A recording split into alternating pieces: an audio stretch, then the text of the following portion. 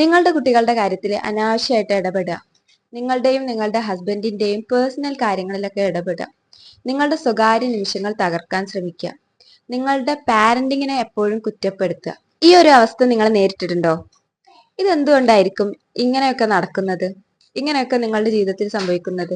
നമുക്കൊന്ന് നോക്കിയാലോ. Hello fairies, welcome to a new video. ഇന്നത്തെ വീഡിയോ എന്താണെന്ന് വെച്ചാൽ നാർസിസിസ്റ്റ് മദർ ഇൻ ലോ. നിങ്ങളിൽ കുറച്ചു പേർക്കെങ്കിലും ഞാൻ ഈ പറയുന്ന കാര്യങ്ങളുമായിട്ട് റിലേറ്റ് ചെയ്യാൻ പറ്റും. നാർസിസിസ്റ്റ് മദർ ഇൻ ലോന്റെ personality disorder, narcissistic personality disorder ആണ് നമ്മൾ ഇന്ന് പറയാൻ പോകുന്നത്. നമ്മുടെ നാടിന്റെ കൾച്ചർ അനുസരിച്ചിട്ട് എന്തായാലും ഒരു സ്ത്രീയും പുരുഷനും തമ്മിൽ വിവാഹം കഴിക്കുമ്പോൾ, അല്ലെങ്കിൽ രണ്ടുപേര് തമ്മിൽ വിവാഹം കഴിക്കുമ്പോൾ അതില് സ്ത്രീ എന്തായാലും പുരുഷന്റെ ഫാമിലിയുടെയും പുരുഷന്റെയും ആ ഒരു ഹസ്ബൻഡിന്റെ ഫാമിലിയുടെ കൂടെ ആയിരിക്കും താമസിക്കുക. അതാണ് നമ്മുടെ നാടിന്റെ കൾച്ചർ. നമ്മൾ അതാണ് ഫോളോ ചെയ്തുകൊണ്ടിരിക്കുന്നത്. അതോടൊപ്പം തന്നെ രണ്ട് വ്യക്തികൾ ഒരുമിക്കുന്നതോടൊപ്പം തന്നെ വിവാഹത്തിലൂടെ രണ്ട് കുടുംബങ്ങൾ തമ്മിലും ഒരുമിക്കുന്നുണ്ട്. ഇതിനിടയിൽ ഒരു നാർസിസിസ്റ്റ് പേഴ്സണാലിറ്റി വരികയാണെങ്കിൽ എന്തായിരിക്കും അവിടെ സംഭവിക്കുക? ഉറപ്പായിട്ടും ആ ഒരു ദാമ്പത്യ ജീവിതം എന്ന് പറയുന്നത് ഒരുപാട് പ്രശ്നങ്ങൾ നിറഞ്ഞതായിരിക്കും, അല്ലെ? നാർസിസിസ്റ്റ് മാത്രമല്ല എങ്ങനെയായിരിക്കും എന്ന് അറിയാനുള്ള കുറച്ച് ലക്ഷണങ്ങൾ ഞാനിവിടെ താഴെ പറയാം. നിങ്ങൾക്ക് റിലേറ്റഡ് ആണോ എന്ന് നോക്കാം.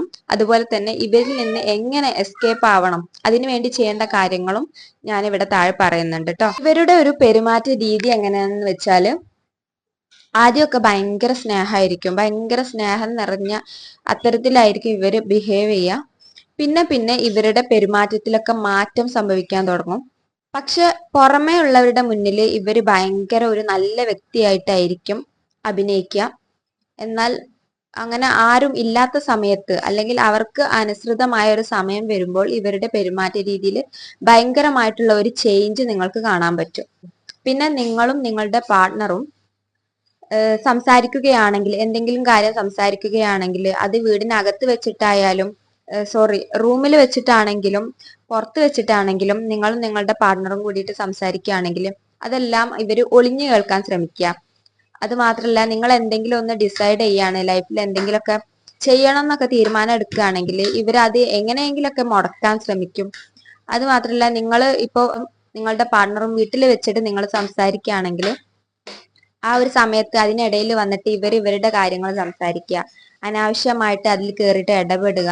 ഒരു ബൗണ്ടറി ഉണ്ടായിരിക്കില്ല. നമ്മൾ എത്രയൊക്കെ ഒരു ബൗണ്ടറി സെറ്റ് ചെയ്താലും അതൊന്നും ഇവർക്ക് പ്രശ്നമായിരിക്കില്ല. എല്ലാത്തിലും കയറിയിട്ട് ഇടപെടുക, എല്ലാത്തിലും ഒരു പ്രശ്നങ്ങൾ ഉണ്ടാക്കുക. നിങ്ങളുടെ ആ ഒരു സംസാരം എങ്ങനെയെങ്കിലും സ്റ്റോപ്പ് ചെയ്യാൻ ശ്രമിക്കുക. നിങ്ങൾ ഇനി പുറത്ത് എവിടേക്കെങ്കിലും പോവുകയാണ്, ഒരു ഫംഗ്ഷനിലൊക്കെ ആണെങ്കിൽ നിങ്ങൾ അവിടെയുള്ളവരുമായിട്ട് സംസാരിക്കുകയാണെങ്കിൽ പോലും അതിനിടയിൽ വന്നിട്ട് ആ സംസാരം, ആ ഒരു നല്ലൊരു കോൺവെർസേഷൻ എങ്ങനെയെങ്കിലും മുടക്കാനും എന്നിട്ട് അവരെ എല്ലാവരും ഫോക്കസ് ചെയ്യാനും അവരുടേതായ കാര്യങ്ങൾ അവിടെ സംസാരിക്കാനൊക്കെ ശ്രമിക്കും. നെക്സ്റ്റ് പോയിന്റ് എന്താണെന്ന് വെച്ചാൽ, എപ്പോഴും ഒരു വിക്ടിമൈസ്ഡ് ആയിട്ട് ബിഹേവ് ചെയ്യും. അവർക്ക് ആരുമില്ല, അല്ലെങ്കിൽ അവരെ എല്ലാവരും സമാധാനിപ്പിക്കണം, അവരെ എല്ലാവരും സപ്പോർട്ട് ചെയ്യണം. അതിനു വേണ്ടിയിട്ട് ഭയങ്കര വിക്ടിമൈസ്ഡ് ആയിട്ട് ബിഹേവ് ചെയ്യും. അതിനു വേണ്ടിയിട്ട് അവര് കരയണമെങ്കിൽ കരയും. അങ്ങനെ നമ്മൾ ഒരാൾ കരയുന്ന സമയത്ത് നമുക്ക് ഭയങ്കരമായിട്ട് ആ വ്യക്തിയോട് ഒരു എമ്പതി ഒക്കെ തോന്നുമല്ലോ. അപ്പോൾ ആ ഒരു ചാൻസ് അവർ മുതലെടുക്കുക. അതിനു വേണ്ടിയിട്ട് എന്ത് വേണമെങ്കിലും നെഗറ്റീവായിട്ട് നിങ്ങളെ കുറിച്ച് സംസാരിക്കുക മറ്റുള്ളവരോട്. എന്നിട്ട് നിങ്ങൾ എന്ന വ്യക്തിയെ നല്ല രീതിക്ക് ഡീഗ്രേഡ് ചെയ്തിട്ടായാലും അവർ മറ്റുള്ളവരിൽ നിന്ന് എമ്പതിയും സപ്പോർട്ടൊക്കെ നേടിയെടുക്കാൻ വേണ്ടിയിട്ട് നിരന്തരം ശ്രമിച്ചുകൊണ്ടിരിക്കുക. ഇതും അവരുടെ ഒരു സ്വഭാവമാണ്.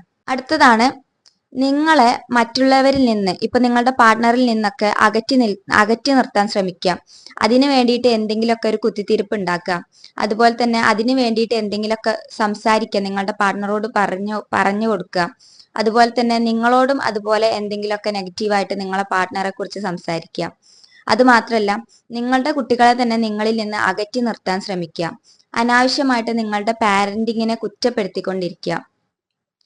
അതുപോലെ തന്നെ നിങ്ങളുടെ കുട്ടികളോടും നിങ്ങളെ കുറിച്ചിട്ട് അനാവശ്യമായിട്ട് ഓരോന്ന് പറഞ്ഞു കൊടുക്കുക, നിങ്ങളെ ഡീഗ്രേഡ് ചെയ്യാൻ ശ്രമിക്കുക. ഇങ്ങനെയുള്ള ഇത്തരത്തിലുള്ള പേഴ്സണാലിറ്റി ഡിസോർഡേഴ്സ് ഇവർ ചെയ്തുകൊണ്ടേയിരിക്കും. ചുരുക്കി പറഞ്ഞാല് ഇവര് പ്രശ്നങ്ങൾ ഉണ്ടാക്കിക്കൊണ്ടേയിരിക്കും. പക്ഷെ നിങ്ങൾക്ക് ഒരു തരത്തിലും അവരെ നിങ്ങൾക്ക് ചൂണ്ടിക്കാണിച്ചുകൊണ്ട് പറയാൻ പറ്റില്ല ഇവിടെ പ്രശ്നത്തിന് കാരണം ഈ ഒരു വ്യക്തിയാണെന്ന് നിങ്ങൾക്ക് പറയാൻ പറ്റില്ല. പക്ഷെ നിങ്ങൾ മൊത്തത്തില് എല്ലാവരുടെ ഇടയിലും ഭയങ്കരമായിട്ടുള്ള ഒരു നെഗറ്റീവ് ക്യാരക്ടറായിട്ട് മാറിയിട്ടുണ്ടായിരിക്കും ഇവരുടെ കൂടെ താമസിക്കുന്നതിനനുസരിച്ചിട്ട്. അപ്പൊ ഇതിൽ നിന്ന് എങ്ങനെ ഒരു മാറ്റം വരുത്താം, ഇതിനെതിരായിട്ട് എന്തൊക്കെ ചെയ്യാന്ന് ചോദിച്ചാല് അത് നിങ്ങളുടെ പാർട്ട്ണറെ ഡിപ്പെൻഡ് ചെയ്തിരിക്കും. കാരണം ചിലപ്പോൾ നിങ്ങളുടെ പാർട്ട്ണറും ഇതുപോലെയുള്ള ഒരു നാർസിസിസ്റ്റ് ആണെങ്കിൽ, കാരണം അവരുടെ മകനാണല്ലോ, അപ്പൊ ഇതുപോലെയുള്ള ഒരു നാർസിസിസ്റ്റ് ആണെങ്കിൽ ആ ഒരു റിലേഷൻ കൊണ്ടുപോവുക എന്നുള്ളത് ഭയങ്കര ബുദ്ധിമുട്ടായിരിക്കും. അത് മാത്രമല്ല നിങ്ങളൊരു അതിൽ നിന്ന് രക്ഷപ്പെടുക എന്നുള്ളതും ഭയങ്കര ബുദ്ധിമുട്ടായിരിക്കും. നിങ്ങളൊരു ട്രാപ്പിൽ പെട്ട പോലെയുള്ള ഒരു ഫീൽ ആയിരിക്കും നിങ്ങൾ രണ്ടുപേരും നാർസിസിസ്റ്റ് ആയിരിക്കുമ്പോൾ നിങ്ങൾക്ക് തോന്നുന്നത്. അതുകൊണ്ട് തന്നെ ഇതിൽ നിന്ന് രക്ഷപ്പെടാനുള്ള ഓരോ മാർഗം നിങ്ങൾ സെലക്ട് ചെയ്യുമ്പോൾ നിങ്ങളുടെ പാർട്ട്ണറെ ആദ്യം മനസ്സിലാക്കുക. നിങ്ങളുടെ പാർട്ട്ണറും അവരുടെ മദറുമായിട്ടുള്ള ആ ഒരു ബോണ്ടിങ് എങ്ങനെയെന്ന് മനസ്സിലാക്കുക. അവരുടെ ബിഹേവിയർ, അവരുടെ ബോണ്ടിങ്, അവരെങ്ങനെയാണ് സംസാരിക്കുന്നത്, എന്തൊക്കെ കാര്യങ്ങൾ ഡിസ്കസ് ചെയ്യുന്നു നിങ്ങൾ ശ്രദ്ധിക്കുക. പിന്നെ നിങ്ങൾ പറയുന്ന കാര്യങ്ങൾ നിങ്ങളുടെ പാർട്ട്ണർ അവരോട് പോയിട്ട് എല്ലാ കാര്യങ്ങളും ഷെയർ ചെയ്യുന്ന ആളാണോ അല്ലയോ എന്നിങ്ങനെയുള്ള കാര്യങ്ങളൊക്കെ ഒന്ന് നോട്ടീസ് ചെയ്ത് വെക്കുക.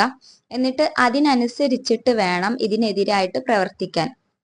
അല്ലെങ്കിൽ അവിടെയും നിങ്ങൾ തന്നെ ഒരു മോശം വ്യക്തിയായിട്ട് മാറാൻ സാധ്യതയുണ്ട്. പിന്നെ ഇവരുടെ കൂടെ താമസിക്കുന്നതിനനുസരിച്ചിട്ട് നിങ്ങളുടെ കോൺഫിഡൻസ് നഷ്ടപ്പെടുന്നതായിട്ട് നിങ്ങൾക്ക് തോന്നും. നിങ്ങൾക്ക് ജീവിതം തന്നെ മടുത്തു പോയ പോലെയൊക്കെ തോന്നും. കാരണം നിങ്ങൾ എന്ത് ചെയ്താലും അതിന് നേരെ ഓപ്പോസിറ്റ് ആയിട്ടായിരിക്കും ഇവർ ചെയ്യുക. പക്ഷെ നിങ്ങൾക്ക് ഒരു തരത്തിലും ഈ ഒരു വ്യക്തിയെ കുറ്റപ്പെടുത്താനോ അല്ലെങ്കിൽ പുറമെ ഈ ഒരു വ്യക്തിയാണ് ഇതിന് കാരണം എന്ന് പറയാനുള്ള ഒരു തെളിവ് നിങ്ങൾക്ക് ഉണ്ടാവില്ല. അത്തരത്തിലായിരിക്കും ഇവരുടെ എല്ലാ തരത്തിലുള്ള നീക്കങ്ങളും. അതുകൊണ്ട് തന്നെ ആദ്യം നമ്മൾ ഒരു തെറ്റും ചെയ്തിട്ടില്ല എന്നുള്ള ആ ഒരു തിരിച്ചറിവാണ് ആദ്യം നമുക്ക് വേണ്ടത്. ഇവരുടെ ട്രാപ്പിൽ പെട്ട് കഴിഞ്ഞു കഴിഞ്ഞാൽ നമ്മൾ എന്തോ ഒരു തെറ്റ് ചെയ്ത ഫീൽ ആയിരിക്കും. ഒരു തെറ്റും ചെയ്യാതെ നമ്മൾ എന്തോ ഒരു തെറ്റ് ചെയ്തു അത്തരത്തിലുള്ള ഒരു ഫീൽ ആയിരിക്കും നമുക്ക് ഉണ്ടായിരിക്കുക. അതുകൊണ്ട് തന്നെ ആ ട്രാപ്പിൽ നിന്ന് ആദ്യം മാനസികമായിട്ട് രക്ഷപ്പെടുക എന്നുള്ളതാണ് ആദ്യം ചെയ്യേണ്ടത്. അതിനുശേഷം കോൺഫിഡന്റ് ആയിട്ട് ഇരിക്കുക.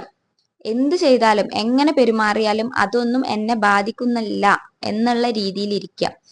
അത്തരത്തിൽ അഭിനയിക്കുകയെങ്കിലും വേണം. അങ്ങനെയാണെങ്കിൽ മാക്സിമം നമുക്ക് ഇവരുമായിട്ട് ചെറുത്ത് നിൽക്കാനും നമ്മുടെ മാനസിക ആരോഗ്യം നമുക്ക് ബെറ്റർ ആക്കാനും പറ്റും. പിന്നെ ഉള്ളത്, ഒരിക്കലും നമുക്ക് അവരോട് ദേഷ്യം കാണിച്ചിട്ട് നമ്മുടെ മാനസികാരോഗ്യം നമുക്ക് ബെറ്റർ ആക്കാൻ പറ്റില്ല. ദേഷ്യം കാണിച്ചുകൊണ്ട് അവരോട് എതിർത്ത് നിൽക്കാൻ നമുക്ക് പറ്റില്ല. അവര് നിങ്ങളോട് ചെയ്യുന്ന അതേ രീതിയിലുള്ള ആ ഒരു പെരുമാറ്റം നിങ്ങൾ അതേ നാണയത്തിൽ തിരിച്ചു കൊടുക്കണമെങ്കിൽ അതിന് കോൺഫിഡന്റ് ആയിട്ട് ഇരിക്കണം. അവരോട് ദേഷ്യവും ഉണ്ടാവാൻ പാടില്ല. എന്നാൽ മാത്രമേ അത് കറക്റ്റ് ആയിട്ട് ചെയ്യാൻ പറ്റുള്ളൂ. പിന്നെ അതേ നാണയത്തിൽ, അതായത് അവർ നിങ്ങളെ എന്തൊക്കെ ചെയ്യുന്നു അതേ നാണയത്തിൽ തിരിച്ചു ചെയ്യുക എന്നുള്ളത് നമ്മൾ ഒരു ശീലമാക്കാനും പാടില്ല. ശീലമാക്കി കഴിഞ്ഞാൽ നമ്മൾ ആ ഒരു വ്യക്തിയോട് ചെയ്യുന്നത് പോലെ ബാക്കിയുള്ള വ്യക്തികളോട് നമ്മൾ ചെയ്യാൻ തുടങ്ങും. അപ്പൊ അങ്ങനെയുള്ള തീരുമാനങ്ങൾ എടുക്കുമ്പോൾ ആ ഒരു വ്യക്തിയോട് മാത്രം അവർ നിങ്ങളോട് ചെയ്യുന്ന അതേ നാണയത്തിൽ തിരിച്ചു കൊടുക്കുക. അതിനുശേഷം അങ്ങനെ ഒരു ക്യാരക്ടർ നമ്മൾ മാറ്റിയെടുക്കുകയും വേണം. പിന്നെ നിങ്ങളും നിങ്ങളുടെ പാർട്ട്ണറും സംസാരിക്കുന്നതിനിടയിൽ ഇവർ വന്നിട്ട് സംസാരിക്കുക, നിങ്ങൾ സംസാരിച്ച വിഷയം മാറ്റുക, അത്തരത്തിലൊക്കെ ചെയ്യുമ്പോൾ നിങ്ങൾ മാക്സിമം അത്തരത്തിലൊക്കെ ചെയ്യുമ്പോൾ അത് ഇഗ്നോർ ചെയ്യാൻ ശ്രമിക്കുക. അതിനിടയിൽ അവർ വന്ന് സംസാരിക്കുമ്പോൾ നിങ്ങൾ നിങ്ങളുടെ പാർട്ട്ണറും കോൺഫിഡൻസോട് കൂടിയിട്ട് സംസാരിക്കുക. എന്നിട്ട് ഈ പറയുന്ന വ്യക്തിയെ മാക്സിമം ഇഗ്നോർ ചെയ്യാൻ ശ്രമിക്കുക. ഭയങ്കര ഫ്രീ ആയിട്ട് തന്നെ ഇവരുടെ മുന്നിൽ വെച്ചിട്ട് നിങ്ങളുടെ പാർട്ട്ണറോടും നിങ്ങളുടെ കുട്ടികളോടൊക്കെ നിങ്ങൾ ഹാപ്പി ആയിട്ട് സംസാരിക്കാൻ ശ്രമിക്കുക. പിന്നെ നിങ്ങൾ എന്ത് പ്ലാൻ ചെയ്യുകയാണെങ്കിലും അത് മാക്സിമം ഇവർ കുളമാക്കാൻ നോക്കുമെന്നത് ഞാൻ പറഞ്ഞല്ലോ.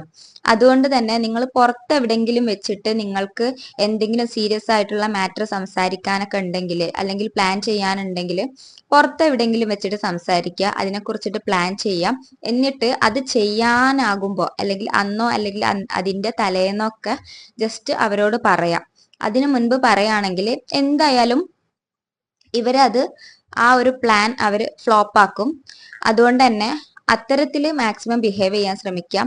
ആ ഒരു കാര്യം നിങ്ങൾ ചെയ്യുന്നതിന്റെ ആ ഒരു സമയത്ത് പറഞ്ഞാലും കുഴപ്പമില്ല, ഒരുപാട് ദിവസങ്ങൾ മുൻപ് പറയാതിരിക്കുക. പിന്നെ നിങ്ങൾ എടുക്കുന്ന തീരുമാനങ്ങളിൽ മാറ്റം വരുത്താതിരിക്കുക. പല രീതിയിലും പലരോടും പറഞ്ഞിട്ടും അവർ വിചാരിച്ച രീതിയിൽ നിങ്ങളെ കൊണ്ടുവരാനും നിങ്ങളുടെ തീരുമാനങ്ങളെ എത്തിക്കാനും അവർ ശ്രമിക്കും. അപ്പോൾ നിങ്ങൾ എടുത്ത തീരുമാനങ്ങളിൽ ഉറച്ചു നിൽക്കാനാണ് ആദ്യം ശ്രമിക്കേണ്ടത്. എന്തെങ്കിലും ഒരു തീരുമാനം എടുക്കുകയാണെങ്കിൽ ആര് പറഞ്ഞാലും ഞാൻ മാറ്റില്ല എന്നുള്ള ഒരു രീതിയിൽ മുന്നോട്ട് പോവുക. അങ്ങനെയൊക്കെ ഇത്തരത്തിലുള്ള കാര്യങ്ങളൊക്കെ ചെയ്യുമ്പോൾ തന്നെ അവർ മാക്സിമം ഒന്ന് ഡൗൺ ആവും. പിന്നെ അവർക്ക് മനസ്സിലാകും അവർ ചെയ്യുന്ന കാര്യങ്ങൾ അവർക്ക് തിരിച്ചു കിട്ടാൻ തുടങ്ങി, അല്ലെങ്കിൽ അവരുടെ ആ പരിപ്പ് ഇവിടെ വേവുന്നില്ല എന്ന് അവർക്ക് മനസ്സിലാക്കി കഴിഞ്ഞാൽ ഓട്ടോമാറ്റിക്കലി അവര് നിങ്ങളോടുള്ള ആ ഒരു ടോർച്ചർ അവർ കുറച്ച് കുറച്ച് വരികയും നിങ്ങളുമായിട്ട് നല്ലൊരു ബോണ്ടിങ്ങിന് അവര് ശ്രമിക്കുകയും ചെയ്യും. കാരണം അവർക്കത് മനസ്സിലാകും, ഇവര് ചെയ്യുന്ന അതേ നാണയത്തിൽ തന്നെ ഇവർക്ക് തിരിച്ചു കിട്ടുന്നു എന്ന് മനസ്സിലായി കഴിഞ്ഞാൽ അവരൊന്ന് ഒതുങ്ങിക്കോളും. പിന്നെ നിങ്ങൾക്ക് വേണമെങ്കിൽ നിങ്ങൾക്ക് മാറി താമസിക്കാനൊക്കെ ഉള്ള ഒരു അവസരം ഉണ്ടെങ്കിൽ പതുക്കെ പതുക്കെ അതിനുള്ള കാര്യങ്ങൾ ചെയ്തിട്ട് മാക്സിമം മാറി താമസിക്കുന്നതാണ് ഏറ്റവും ബെറ്റർ.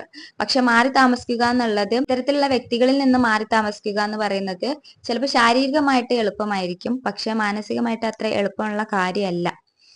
അതുകൊണ്ട് തന്നെ പതുക്കെ സ്ലോലി കാര്യങ്ങൾ ചെയ്യുന്നതാണ് നമ്മുടെ മാനസികമായിട്ടുള്ള ആരോഗ്യത്തിനും നമുക്ക് നല്ല രീതിയിൽ അതിൽ നിന്ന് റിക്കവർ ആവാനും ബെറ്റർ. പിന്നെ ഇവര് മറ്റുള്ളവരെ കാണിക്കാൻ വേണ്ടിയിട്ട് ഓരോ കാര്യങ്ങൾ ചെയ്യുക എന്ന് ഞാൻ പറഞ്ഞല്ലോ. മറ്റുള്ളവരെ കാണിക്കാൻ വേണ്ടിയിട്ടായിരിക്കും എല്ലാ കാര്യങ്ങളും ചെയ്യുന്നത്. അവർക്ക് സ്വന്തമായിട്ട് ഒരു കാര്യവും കഷ്ടപ്പെട്ട് ഒരു കാര്യവും കംപ്ലീറ്റ് ആക്കി ചെയ്യണമെന്ന് തീരെ താല്പര്യമില്ലാത്തവരായിരിക്കും. ബാക്കിയുള്ളവർ ചെയ്യുന്ന കാര്യത്തിൽ ക്രെഡിറ്റ് വാങ്ങുക എന്നുള്ളതായിരിക്കും ഇത്തരക്കാരുടെ മെയിൻ ആയിട്ടുള്ള ഒരു ജോബ്. അപ്പോൾ ഇങ്ങനെയുള്ള ആളുകള് ഇപ്പോൾ എക്സാമ്പിൾ ആയിട്ട് ഇപ്പോൾ ഒരു പെൺകുട്ടി വെള്ളം മുക്കുകയാണെന്ന് വിചാരിച്ചോ. അപ്പൊ ഈ വെള്ളം മുക്കുന്ന സമയത്ത് ഇവര് വന്ന് ഹെൽപ്പ് ഒന്നും ചെയ്യൂല.